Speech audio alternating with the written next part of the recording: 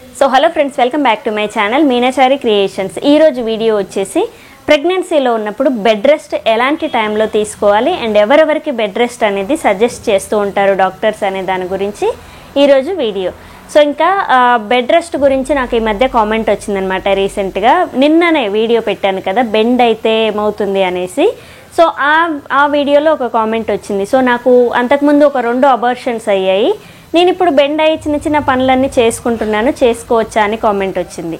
So ఇలాంటి సిచ్యువేషన్స్లలో మనము bend అవ్వడం కాదు కదా, లేచి మనంతట మనం అంటే వాష్రూమ్కి వెళ్ళి రావడము లేదా ఒక 1 అవర్ అటు ఇటు వాకింగ్ చేయడం తప్ప మిగతా పనులు ఏవైనా చేసుకోకూడదు. ఎందుకంటే ముందు అబార్షన్ ఒక్కటే అయింది, నాకు ఒక్క అబార్షన్ అయినందుకే నెక్స్ట్ ప్రెగ్నెన్సీ నిలబడాలి అనేసి కంప్లీట్ బెడ్ రెస్ట్ అనమాట. అసలు ఎలాంటి పనులు కూడా చేయలేదు నేను, మొత్తము కూడా హస్బెండే చూసుకున్నారు. అండ్ వేరే గిన్నెల వరకు అయితే పని ఆవిడని పెట్టుకున్నాను.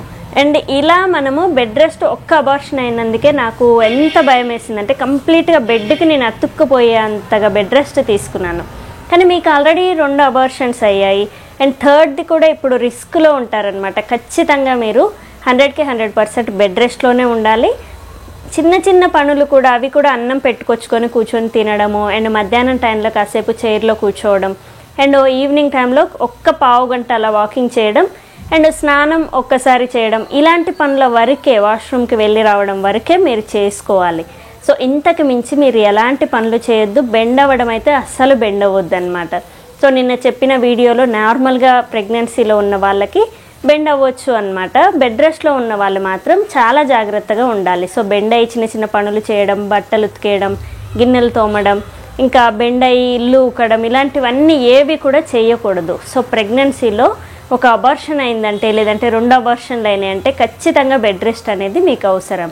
సో ఆ బెడ్ రెస్ట్ గురించి చెప్పడానికి వచ్చానమాట ఈరోజు వీడియోలో. సో కంప్లీట్గా బెడ్ రెస్ట్ అనేది ఇలాంటి వాళ్ళు తీసుకోవాలి. సో అబార్షన్ అయిందనుకోండి బేబీకి, ఫస్ట్ బేబీ అబార్షన్ అయితే మాత్రం కంపల్సరీ తీసుకోవాలి. అండ్ ఇంకా ఎవరు తీసుకోవాలంటే సర్విక్స్ అనేది లూజ్గా ఉంటుంది. కొంతమందికి 7 మంత్స్లోనే సర్విక్స్ ఓపెన్ అవుతుంది అనమాట. సో ముందుగా ఓపెన్ అయ్యి డెలివరీ తొందరగా అయ్యే అవకాశం ఉంటుంది. సో అలాంటి వాళ్ళు గ్రోత్ స్కాన్ తీసినప్పుడు మనకి లాస్ట్లో తీసే స్కాన్ ఉంటుంది 8 మంత్స్లో. సో ఆ టైంలో చెక్ చేసినప్పుడు మనకి ఈ సర్విక్స్ అనేది మొత్తం కంప్లీట్గా ఓపెన్ అయిపోయి ఉంటుంది. సో అలాంటి వాళ్ళకి కంప్లీట్గా స్టిచెస్ అనేవి వేసి బెడ్ రెస్ట్ అనేది ఇస్తారు. సో స్టిచెస్ వేయకపోయినా ఆ టైంలో డేట్ దాటిపోతుంది, స్టిచెస్ వేసే టైం ఉండదు, కాబట్టి మీకు కంప్లీట్గా బెడ్ రెస్ట్ తీసుకోమని చెప్తారు. సో ఖచ్చితంగా వీళ్ళు కూడా బెడ్ రెస్ట్ అనేది తీసుకోవాలి. అండ్ కొంతమందికి బ్లీడ్ అనేది అవుతూ ఉంటుంది. సో బ్లీడింగ్ అయినా కానీ మీరు ఖచ్చితంగా బెడ్ రెస్ట్ అనేది తీసుకోవాలి. దానికి తగ్గట్టుగా మెడిసిన్ తీసుకుంటూ బెడ్ రెస్ట్ తీసుకోవడం చాలా ఇంపార్టెంట్.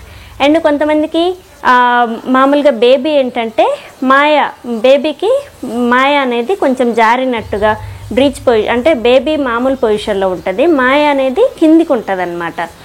ప్లెజెంటా ప్రీవియా అని వస్తూ ఉంటుంది. సో ఇలా ఉన్న వాళ్ళకి మాత్రం ఖచ్చితంగా వీళ్ళు బెడ్ రెస్ట్ తీసుకోవాలి. మాయ జారడం అంటారు దీన్ని. సో ఇలా ఉంటే ఖచ్చితంగా మీరు బెడ్ రెస్ట్ అనేది తీసుకోవాలి. అండ్ మీరు హెవీ వెయిట్ ఉండి అండ్ మీకు ఆయాసం అవుతుంది, దాని తర్వాత ఎప్పుడు కళ్ళు తిరిగినట్టుగా ఉండడం, అనీజీగా ఉండడం, ఇలాంటి టైంలలో కూడా మీరు కంపల్సరీ బెడ్ రెస్ట్ అనేది తీసుకోవడం చాలా ముఖ్యం అన్నమాట. ఇలాంటి వాళ్ళు కాకుండా దీనికి ఆపోజిట్గా ఎలాంటి ప్రాబ్లం లేకుండా అన్ని రకాలుగా బాగుండి ఫిట్గా ఉన్న వాళ్ళు మాత్రం ఖచ్చితంగా బెడ్ రెస్టే తీసుకోవాలి అని ఏం లేదు. రోజుకి కొంచెం సేపు బెడ్ రెస్ట్ అనేది తీసుకుంటే చాలా మంచిది. అండ్ కొంతమందికి బేబీ గ్రోత్ అనేది సరిగా ఉండదు, ఎంత ఫుడ్ తీసుకున్నా కానీ బిడ్డ ఎదగదు. సో ఇలాంటి వాళ్ళకు కూడా బెడ్ రెస్ట్ ఇస్తూ ఉంటారు. ఇలా ఇవ్వడం వల్ల మనకు ఖచ్చితంగా బేబీ గ్రోత్ అనేది అవుతూ ఉంటుంది.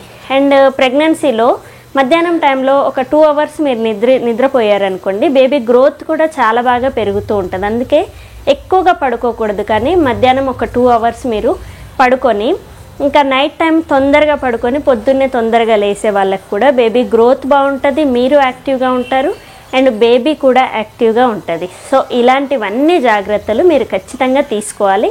సో పర్టికులర్గా బెడ్ రెస్ట్ గురించి ఎప్పుడు రెస్ట్ తీసుకునే వాళ్ళంటే ప్రెగ్నెన్సీ కన్ఫర్మ్ కాగానే బెడ్ ఎక్కిపోతారు, ఇంకా బెడ్ రెస్ట్ అన్నట్టుగా వాళ్ళకి చెప్పకపోయినా కానీ రెస్ట్ ఎక్కువ తీసుకుంటూ ఉంటారు. అది సేఫ్ కాదు. సో మీ పనులు మీరు చేసుకుంటూ ఉండాలి.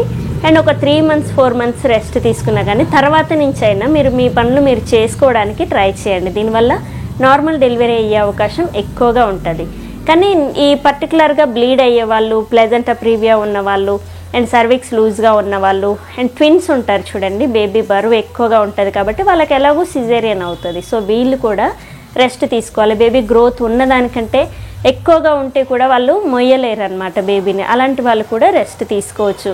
అండ్ బేబీ గ్రోత్ తక్కువగా ఉన్న వాళ్ళు కూడా రెస్ట్ తీసుకోవచ్చు. కానీ ఇంకా ప్రెగ్నెన్సీలో ఎలాంటి హెల్త్ ఇష్యూస్ లేకుండా యాక్టివ్గా ఉన్న వాళ్ళు మాత్రం ఎప్పటికీ అలా పడుకొనే ఉండకూడదు. మీ పనులు మీరు చిన్న చిన్నగా చేసుకుంటూనే ఉండాలి.